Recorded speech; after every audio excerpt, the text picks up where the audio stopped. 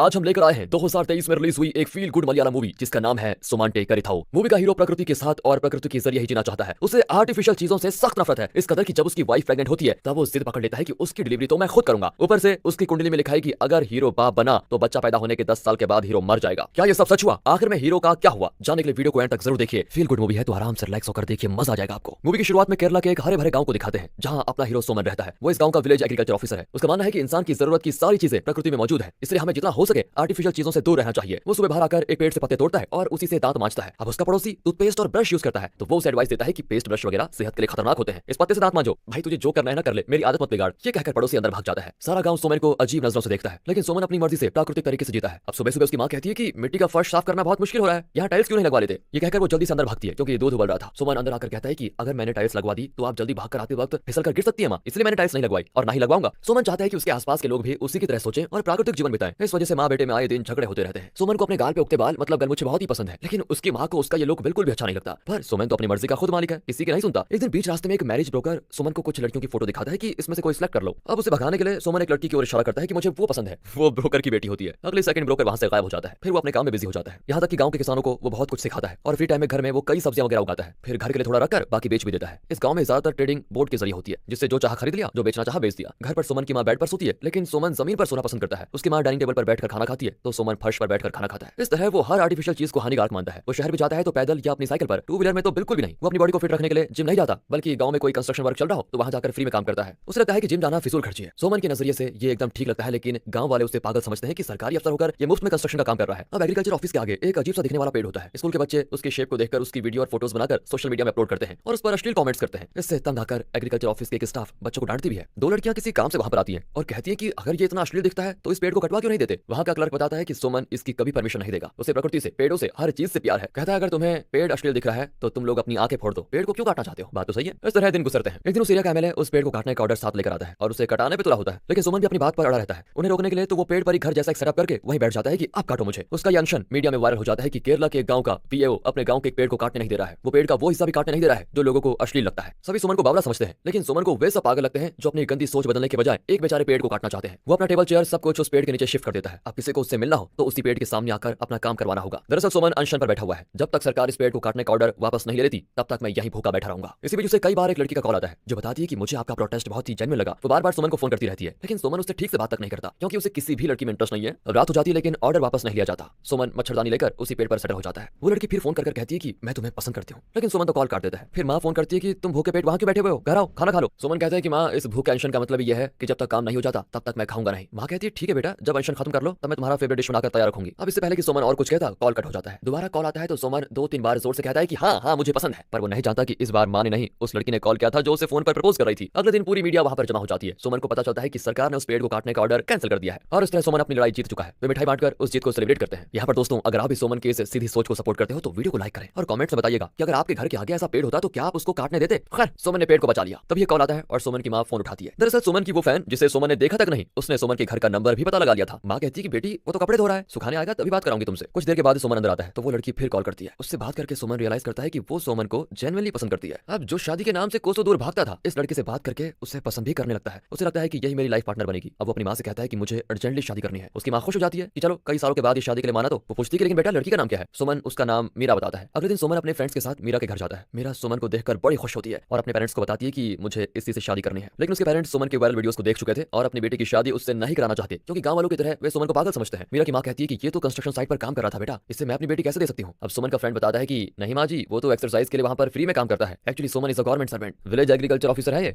मीरा के पापा तो मान भी जाते हैं लेकिन उसकी माँ साफ इंकार कर देती है और अपने किसी रिश्तेदार से मीरा की शादी तय कराना चाहती है। लेकिन मीरा साफ कह देती है कि माँ मैं शादी करूंगी तो सोमन से करूंगी और अगर आपने कहीं और मेरा रिश्ता तय कर दिया तो बस देख लीजिए भाग जाऊंगी। गांव वालों को इसकी बात माननी ही पड़ती है। इस तरह इनकी शादी हो जाती है तय। सोमन घर घर जाकर वेडिंग इन्विटेशन देकर वक्त और पैसे बर्बाद नहीं करना चाहता। वो गांव के एंट्रेंस पर ताड़ के पत्ते का बना एक बोर्ड रख देता है जिसमें मंदिर का नाम, शादी की तारीख और टाइम उसने खुद लेकर सभी को इनवाइट किया होता है। गांव वाले भी इस इन्विटेशन को एक्सेप्ट कर लेते हैं और शादी में आ जाते हैं। शादी की रस्में चल रही होती है। सोमन मीरा से पूछता है कि तुमने नाश्ता किया या फिर नहीं। वो कहती है कि रस्मों के बीच नाश्ता कैसे कर सकती हूँ। सोमन कहता है कि देखो सुबह का नाश्ता किसी भी हाल में स्किप नहीं करना चाहिए वरना पेट खराब हो जाता है। खाना सबसे इंपॉर्टेंट है, रस्में तो कभी भी कर सकते हैं। ये कहकर वो पूजा के लिए रखा हुआ केला उठाकर उसे खाने के लिए देता है। सभी चौंक जाते हैं लेकिन दूसरे क्या सोचेंगे इसकी सोमन को कभी फिक्र नहीं होती। वो बस प्रकृति के बहाव के साथ जीता है और वही करता है जो उसे ठीक लगता है। फिर मंगलसूत्र बनाने का टाइम आता है तो सोमन अपने पॉकेट में हाथ डालता है लेकिन मंगलसूत्र नहीं होता। सोमन अपनी माँ से उनका मंगलसूत्र मांगता है। वो चिल्लाती है कि मैं क्यों दूं, तुमने जो खरीदा था वो कहाँ गया। अरे सोमन कहता है कि माँ वो कहीं खो गया है और अब सभी को पता चल जाता है और सभी अलग अलग जगहों पर जाकर मंगलसूत्र को ढूंढने में लग जाते हैं। बहुत देर के बाद भी जब वो मिलता नहीं तो लोग तरह तरह की बातें करने लगते हैं। सुमन तंग आकर अपने गले में पहना हुआ गोल्ड चेन उतारकर मीरा को पहना देता है कि फिलहाल इसे मंगलसूत्र समझ लो, बाद में नया लगवा देंगे। इस तरह शादी हो जाती है। सुहाग रात में मीरा कमरे में आती है तो खांसने लगती है क्योंकि कमरा धुएं से भरा होता है। मच्छर भगाने के लिए सुमन ने कोई जड़ी बूटी जला के रखी होती है। मीरा कहती है तुम मच्छर मारने का बैट या मशीन क्यों नहीं लगवा लेते? सुमन कहता है कि अरे जब तक जड़ी बूटियां हैं तो उन्हें यूज क्यों ना करें, क्यों मशीनों पर पैसा बर्बाद करें। फिर मीरा उसको ट्रेडिशनल तरीके से दूध पीने को देती है। सुमन कहता है मैं दूध नहीं पीता। मीरा कहती है मुझे भी दूध अच्छा नहीं लगता, लेकिन मूवीज में ये सीन आता है इसलिए मैं लेकर आ गई। ग्लास साइड में रखकर सुमन करता है दरवाजा बंद। फिर दोनों बैठकर करते हैं बातें। मीरा नया मोबाइल फोन मांगती है तो सुमन कहता है कि मोबाइल सेहत के लिए अच्छा नहीं होता, आदतें बिगड़ जाएंगी तुम्हारी। वो कहती है कि अरे मोबाइल को मैं खाने थोड़ी ना वाली हूँ जो सेहत बिगड़ जाएगी, प्लीज खरीद कर दो ना। सुमन तो टॉपिक ही चेंज कर देता है कि औरत और मर्द समान होते हैं, लेकिन लड़कियों के पेरेंट्स उन्हें पढ़ा लिखा कर आखिर में एक आदमी से उसकी शादी करवा देते हैं। फिर औरत को पति के घर रहना पड़ता है। पति की लाइफ जरा सी चेंज होती है, लेकिन पत्नी को नए घर में नए लोगों के साथ एडजस्ट करना पड़ता है। ये सरासर अन्याय है, लेकिन तुम टेंशन मत लो, मैं तुम्हारे साथ ऐसा कुछ भी नहीं होने दूंगा। तुम जब चाहो अपने मायके जितने दिन चाहो रह सकती हो, मैं तुम्हें लेके जाऊंगा, घर भी लाऊंगा। ये सब सुनकर मीरा बहुत रोती है। सुमन डर जाता है कि मैंने ऐसा क्या कह दिया जो तुम रो रही हो। मीरा कहती है मुझे अपनी माँ की याद आ रही है, मुझे उनके पास जाना है। अरे इस वक्त जाना चाहती हो क्या? हाँ अभी, ठीक है रो मत, मैं अभी लेके चलता हूँ। ये कहकर रातों रात सुमन मीरा को उसके घर लेके जाता है। सब सुमन की माँ से पूछते हैं कि सुहाग रात को ये दोनों कहाँ जा रहे हैं। सुमन की माँ कहती है कि मेरे सुपुत्र ने बेचारी को न जाने क्या लेक्चर दिया कि वो अपने घर जाने की जिद कर रही है। अब सुमन ऑफिस जाता है तो वहाँ पर वही एमएलए अपना लोन एप्लीकेशन सैंक्शन करने को कहता है। दरअसल ये एमएलए अपने नाम से नहीं बल्कि गाँव के 10 किसानों के नाम पर लोन लेना चाहता है। अगर इसने लोन नहीं भरा तो ये नहीं फंसेगा बल्कि किसान फंस जाएंगे। इतना ही नहीं, किसानों के लोन स्कीम से पैसा लेकर ये अपने किसी बिजनेस में लगाना चाहता है जो गैर कानूनी है। सुमन साइन करने से इंकार कर देता है, जिसकी वजह से सुमन और एमएलए की दुश्मनी हो जाती है। अब एक दिन ऑफिस का एक स्टाफ बीमार पड़ जाता है तो सुमन उसे हॉस्पिटल ले जाने के बजाय उसे घर लेके आता है और उसे कोई जड़ी बूटी देता है। साथ ही उसे एडवाइस भी देता है कि अंग्रेजी मेडिसिन के बजाय हमेशा देसी मेडिसिन लिया करो। अब एक दिन मीरा को सोते हुए देखता है तो उसकी टोन देखकर उसे जगाता है। कहता है हम हनीमून पे तो गए नहीं, चलो एक हफ्ता कोडाईकनाल जाकर एंजॉय करके आते हैं। मीरा खुश होकर उसको गले लगा लेती है। हनीमून ट्रिप पर भी सुमन अपनी दंत मंजन वाली पत्तियां लेके जाता है। पहले वे प्लानी जाते हैं जहां पहाड़ के ऊपर एक मंदिर होता है। उस पर चढ़ते चढ़ते मीरा तो बहुत थक जाती है। किसी तरह पूजा करके वे एक जगह पर स्टे करते हैं। मीरा अपनी डायरी में लिखती है कि सुमन मुझे हनीमून पे नहीं बल्कि मेरा वेट कम करवाने के लिए लेकर आया है, इसलिए तो मंदिर की इतनी सीढ़ियां चढ़वाई मुझसे, लेकिन मुझे उसका अंदाज पसंद आया। इस तरह मीरा सुमन की लाइफ स्टाइल को खुशी से अपना लेती है। एक दिन मीरा आमला खरीद कर लेकर आती है। सुमन पूछता है तुम ये सब कब से खरीदने लगी? अब सुमन की माँ बताती है कि मीरा प्रेग्नेंट है। ओह, सुमन बड़ा खुश हो जाता है और मीरा का बहुत अब ख्याल रखता है। सब एकदम अच्छा चल रहा होता है, लेकिन इसी बीच वे के ज्योतिष के पास जाते हैं जो बताता है कि इनका होने वाला बच्चा जब 10 साल का होगा तो सुमन मर जाएगा। मीरा और सुमन की माँ घबरा जाती है, लेकिन सुमन उन्हें हिम्मत देता है कि देखो मुझे इन बातों पर विश्वास नहीं है, इसलिए मुझे कुछ नहीं होगा। मीरा भी उसकी बात मान लेती है, लेकिन सुमन एक और बात कहता है जो वो एक्सेप्ट नहीं करना चाहती। सुमन मीरा की डिलीवरी हॉस्पिटल में नहीं बल्कि घर में करना चाहता है। मीरा तो गुस्सा हो जाती है कि अब तक तुमने जो कहा मैंने मान लिया, लेकिन बच्चे के मामले में मैं जरा भी रिस्क नहीं लूंगी। फिर सुमन अपनी बातों से उसे कन्विंस कर ही लेता है और मदद के लिए एक दाई को भी रख लेता है। इस दाई के 10 बच्चे हुए हैं और सभी घर में पैदा हुए हैं। हॉस्पिटल तो ये कभी गई नहीं, very pregnant, I mean very talented. Suman कहता है कि देखो दाई घर के सारे काम खुद ही करती है, जिसकी वजह से इनकी सारी डिलीवरीज घर पर ही हुई है और एकदम नॉर्मल। अगर तुम भी काम करोगे तो घर पर डिलीवरी हो सकती है। आजकल की औरतें प्रेगनेंसी के टाइम पर आराम करती हैं, इसी वजह से उन्हें डिलीवरी के नाम से डर लगता है और सभी हॉस्पिटल जाकर डॉक्टर के हाथों डिलीवरी करवाना चाहती हैं। वहाँ रिस्क भी ज्यादा होता है। इस तरह वो मीरा को कन्विंस करने लगता है। मीरा अपने होने वाले बच्चे के लिए ड्रेस भी तैयार करने लगती है। दोनों बड़े खुश होते हैं। एक दिन दाई को गैस प्रॉब्लम होती है तो सुमन मीरा को किचन से कोई जड़ी बूटी लाने को कहता है। मीरा किचन में जाती है तो अचानक उसे लेबर पेन होने लगता है। सुमन घर पर डिलीवरी की पूरी तैयारी करने लग जाता है, लेकिन इस बात की खबर मीरा के पेरेंट्स को पता चलती है तो वे घबरा जाते हैं कि इस आदमी के भरोसे अपनी बेटी को नहीं छोड़ सकते वरना वो मर सकती है। वे एम्बुलेंस लेकर यहाँ आ रहे होते हैं। इतने में दाई और सुमन की माँ मीरा की नॉर्मल और सेफ डिलीवरी कर देती है। अपनी प्यारी सी बेटी को देखकर सुमन और मीरा बड़े खुश होते हैं। तभी वहाँ पर एम्बुलेंस भी आ जाती है, लेकिन अब उन्हें हॉस्पिटल जाने की जरूरत नहीं है। कुछ साल बीत जाते हैं, लेकिन अब सुमन अपनी बेटी को स्कूल नहीं भेजना चाहता। वो कहता है कि जब इसका स्कूल जाने का मन करेगा तभी से स्कूल भेजूंगा। वो घर पर ही अपनी बेटी को पढ़ाता है। पर एक दिन वो स्कूल ड्रॉ करती है जिसके आगे वो स्कूल बैग के साथ खड़ी है। वो सुमन को अपनी ड्राइंग दिखाकर कहती है कि पापा मुझे स्कूल जाना है। सुमन कहते हैं कि वाह बेटा, तुम्हारे मुंह से ये सुनने का ही तो मुझे इंतजार था, कल ही मैं तुम्हें स्कूल लेकर जाऊंगा। सुमन ने अब एक स्कूटर भी खरीद लिया है, लेकिन वो भी इलेक्ट्रिक। अब तक तो वो साइकिल चला रहा था। स्कूल में हेडमास्टर कहते हैं कि लड़की बड़ी है इसलिए मुझे कुछ सवाल पूछने पड़ेंगे, इसके जवाब सुनकर ही मैं डिसाइड करूंगा कि इसकी नॉलेज के हिसाब से कौन सी क्लास दी जाए। वे पूछते हैं कि बेटा तुम्हारा नाम क्या है? सुमन और मीरा की बेटी कहती है इंडिया। हेडमास्टर कहते हैं कि ये अपना नाम बताने के बजाय देश का नाम क्यों बता रही है? वे कहते हैं कि ये ठीक कहती है, इसका नाम हमने इंडिया ही रखा है ताकि कोई भी इसके नाम को लेकर इसे किसी भी मजहब या जाति से कनेक्ट न करे। कुछ और सवालों के भी वो ठीक से जवाब देती है तो हेडमास्टर उसे एडमिशन दे देते हैं। इंडिया स्कूल जाने लगती है। एक दिन उसकी स्कूल फ्रेंड कहती है कि मम्मी पापा गले मिलते हैं तो बच्चे पैदा होते हैं। ना ठीक है।